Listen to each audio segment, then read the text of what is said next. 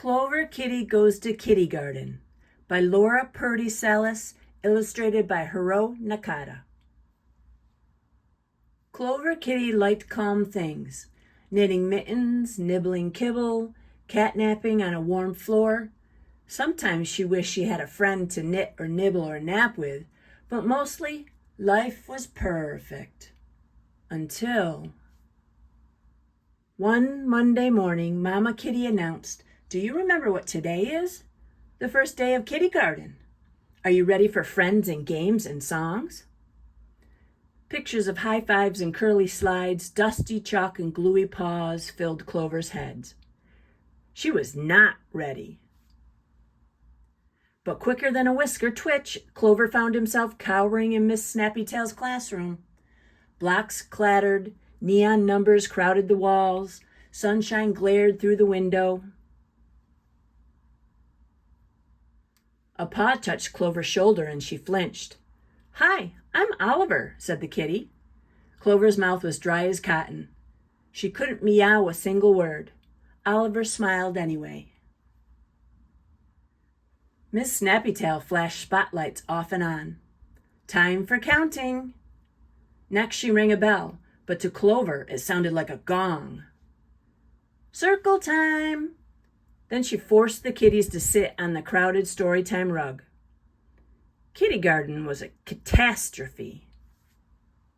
At recess, Oliver came over and asked softly, "Do you want a seesaw with me?" Before she could answer, a squealing tornado of fangs and fur circled Clover. "You're it! Hey, Clover! You'll be a princess and I'll rescue you. Catch, Clover!" Clover looked blank. She shrank. Clover's heart sank. At lunch, the cafeteria lights blinded Clover. "Do you like juice, Clover?" asked Oliver. "Catnip cookies, milk. Who wants to trade tuna for my spaghetti?" Clover grabbed. She jabbed. Her tiny claws stabbed. Clover could not wait for nap time. But nap time was a disaster.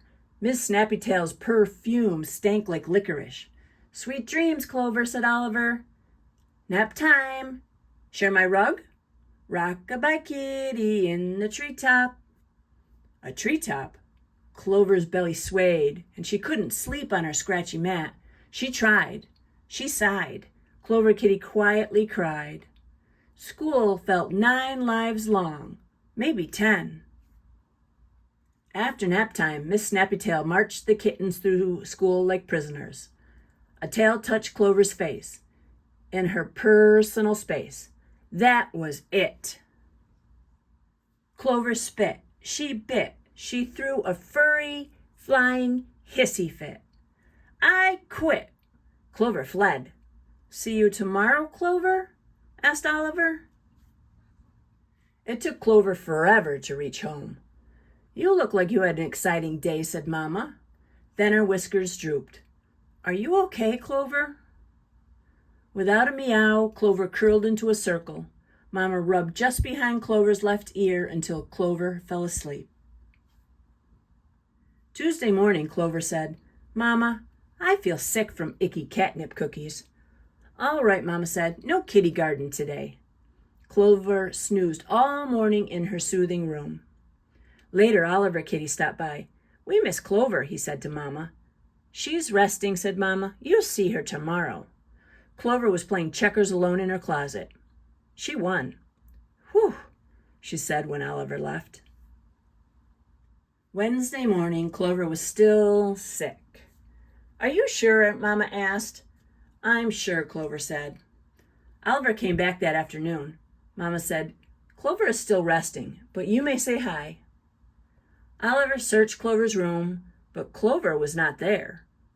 When Oliver gave up and left, Clover sighed in relief, although a hollow twinge twanged in her chest. Thursday morning, Clover was almost better. She almost coughed. "I'm too sick for school, but I feel just well enough to seesaw." "Are you sure?" Mama asked. "Positive," Clover said. "Okay, but tomorrow you will go to Kittygarten," Clover said. Seesawing by herself had its ups and downs. Mostly downs. Clover watched for Oliver. He didn't come. What would it be like to play with a friend? Clover wondered. But she did not miss Kittygarten. Did she? On Friday morning, Clover was ready to try Kittygarten again. I'm so glad, Mama said. Clover stuffed her backpack with survival gear. She used sunglasses when Ms. Snappytail flashed the spotlights, earmuffs to soften the circle time gong, and her own silky knitted rug for story time. At recess, Clover played checkers with Oliver. Then she needed alone time. At lunch, Clover nibbled cheese and sipped juice. At nap time, Clover slept next to her new friend Oliver, on her silky rug with plenty of space between them. Clover's day wasn't perfect, but it was not a catastrophe. And when she came home, Mama rubbed the spot behind Clover's left ear and listened to her tales of her day. So Clover decided to go to Kittygarten the next week, and the week after that too. Each week got easier. It helped to have a calm, kind friend like Oliver. Meow-a-days, Clover can't wait to go to Kittygarten, and some days she can't wait to go home. Kittygarten has its ups and downs. Mostly ups. The end.